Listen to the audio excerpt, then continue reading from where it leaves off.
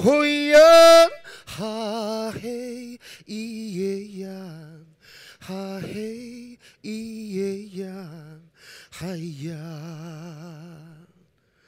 哦哇耶呀，哦哇呀，咿呀哦嘿呀，哈嘿咿耶呀，哈嘿咿耶呀，嗨呀。爱好萨利嘎嘎，基尤西夫古安安阿古。Idirai Karingku Batatim Kuniali Aku， 大家好，我是尤西夫，来自全台湾最美的土地花莲，我是阿美族。哇哦，我在这里。3个礼拜前。我本来要回英国去，因为我现在住在英国的爱丁堡，我在创作。然后陈美建设的董事长陈百栋先生，就打一通电话跟我说，他要介绍我一群年轻的团队，然后要请我喝咖啡，所以我就到了咖啡店，就是跟一群年轻人喝咖啡。然后我看到那群年轻人，我以为都是一些大学生的社团。的一些就是社团的学生，然后就就是讲我的故事，为什么我要回来台湾办展。然后他们突然有一位年轻人，就是说，我的名字叫杰森，然后我想邀请你参加就是我们 TED 的演讲。然后我那个时候就说，因为我不晓得 TED 是什么东西，我就说，可是我不行耶，因为我17号。我17号的时候我就要回英国去了，因为我这次在台湾待了夏天太长了，因为我7月中旬就来了，我很讨厌夏天，因为我会一直的流汗，然后那个他们就是说他们就是说，但是我可以给你18分钟，他说你一定要来。我给你18分钟，然后你可以讲一些关于土地的事情，还有你这次为什么要回来办画展。这个动机，后来我就说好，为了那个17分钟，我一定要就是把机票延一下，所以我要10月2号才可以回去。后来我就回家上网，我就看了那个，我就打了 TED， 然后哇不得了。TED， 然后而且是 TEDx Taipei 2012。我那个时候不晓得 TEDx 是一个很大的世界性的一个网络平台的一个组织。我后来才恍然大悟，哇，我有眼不识泰山。然后他们看起来就是非常年轻，可是他们的力量无穷。各位，我们给 TEDx 所有的工作团队一个掌声鼓励，好不好？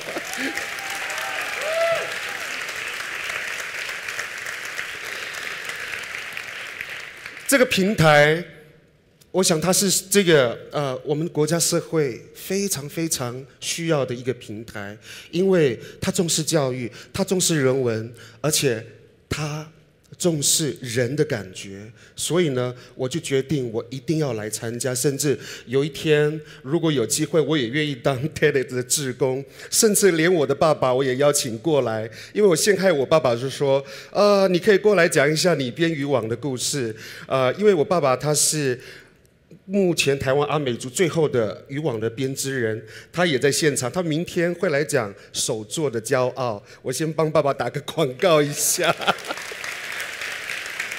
然后，爸爸做的那个手做的骄傲呢，他织了快1个月，已经快要完成了。这个织网呢，不是一般是就是我们看到尼龙绳，它是棉绳去织。各位，棉绳织的渔网非常的困难。爸爸目前已经织到了2/3，昨天晚上在首都饭店还拼织到1、2点。然后他是说这个织完之后，他要献给 TEDx， 要支持 TEDx， 所以我听了很感动。所以明天。如果大家有空，欢迎来看爸爸来织网说他的故事。好，我是一个原住民的当代艺术创作者，但是我是野生的。为什么说是野生的呢？因为我从来没有上过课，然后呢，就是凭着自己的感觉，还有部落的一些印象，我开始去创作。其实我小的时候，我5岁的时候就知道我的梦想是什么。我长大的时候，我要上台唱歌，因为我爱唱歌。然后我想要当歌星，我想要站在台上唱歌给很多人听。可是有的时候，我们的梦想，跟我现实有的时候没有办法，真正达得到的话，其实有的时候你真的是要去屈服命运。所以我出社会的时候，因为我是一个原住民的小孩子，因为黑黑的嘛，要进演艺圈不容易，因为大家喜欢比较就是美少男的气质的那种温柔，而且是那种白白净净的那种，所以我几次要进唱片公司都受到了很大的挫折，因为我的肤色的关系。谁知道我这个肤色在欧美地区，就是他们最受欢迎的颜色 ，Honey Brown。Honey Brown， 蜂蜜琥珀色，这就是我最美的颜色。后来我开始认同自己，那个时候我出了一张唱片，后来唱片就是我就是那个一片歌星，因为唱片公司跟经纪公司他们发生了经济那个财务的纠纷，所以我们被冷冻了5年。那个冷冻了5年没地方去，回部落怕爸爸妈妈担心。回到那个去当 bartender 也不对。后来有一个英国朋友跟我说，那你要不要来英国顺便散散心一下？所以当时我就带着伤心的心情，我离开了台湾，然后我到了英国。然后谁知道我在英国，因为时间太多了，然后多到就是我必须要找事情做。后来我就开始画画。然后画到有一天，我住的地方刚好办了一个 party， 然后有一个就是人跑过来跟我就跟我说，请问墙上的那幅画是谁画的？我就说是我画的。他就说你还有画其他的吗？那我就说有，所以我就把7、8幅那一阵子就是说因为无聊画的画摆在地上，然后他看了一下，他就说你好。我是爱丁堡的爱丁堡国际艺术节的策展人，然后刚好我们下个月有爱丁堡国际艺术节，就是 Edinburgh International Festival， 然后我想要邀请你参加我们的画展。哇！我听到了之后不得了，我就说有人欣赏我的画也就算了，但是竟然要邀请我去参加 Edinburgh International Arts Festival， Edinburgh International Arts Festival 是全世界最大的那个展，所以那天有10个联展，很多的青年那个艺术家都在那个地方。后来我到了之后，那天 opening 的时候，我竟然是第一个把画卖出去的。后来我就这样莫名其妙进入了艺术界，然后我一直到现在为止，我也搞不清楚状况，我为什么在这里。各位，这就是我画的。好。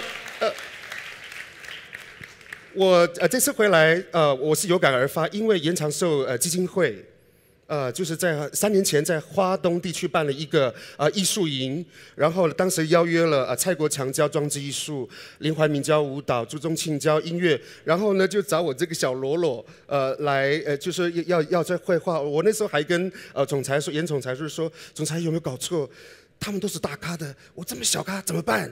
他说：“你不要紧张，我看到你的潜力，你一定可以，因为你来自于部落，有你先生说法，部落的孩子会听你的话，所以呢，我就接下了这个案子，然后一教我就教了3年，然后在教的这个过程当中，我也慢慢的看到了部落的问题，还有。”部落的一些需要，还有土地发生的一些就是强取豪夺，比如说我们的商业，我们的就是资本主义的这样的一个暴力进驻到了花东地区。各位，花东是台湾最后一块绿地，未来大家都知道心照不宣 ，BOT 开发案、花东条例开发案已经通过了。各位想想看，如果未来这1、2年、2、3年，有一些5星级的饭店进驻，还有海水游乐场，还有数不尽的餐厅、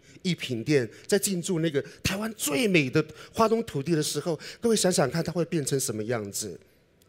三元湾的事件，还有那个兰屿的核废料的事件，一一的凸显了就是花东部落的一些土地受到了商业暴力的一些侵害，所以我觉得身为一个原住民的艺术家，身为一个知识分子，我有责任要就是让大家我有责任要替土地说话，所以我今天带了一些话要跟大家讲。我知道剩下3分34秒，但是我会努力的把这些我的创作讲完。大家要不要看我的作品？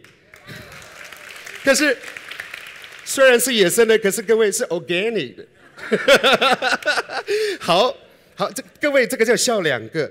各位，我们为什么叫笑两个？因为汉人一般来就说，笑一个，可是我们原住民会多加一个，因为我们多一点幽默感，所以我们会说笑两个。各位，这个就是我们的审美观不一样。一般可能在汉人的世界里面，觉得就是说，东方的女性美应该是温柔婉约，要含羞的这样子笑。可是，在我们的阿美族的观念里面，这个才是我们的美女，因为阳光型的、健康的，可以生孩子、会运动，然后会工作，健康型的，这个才是我们的就是阿美族美女。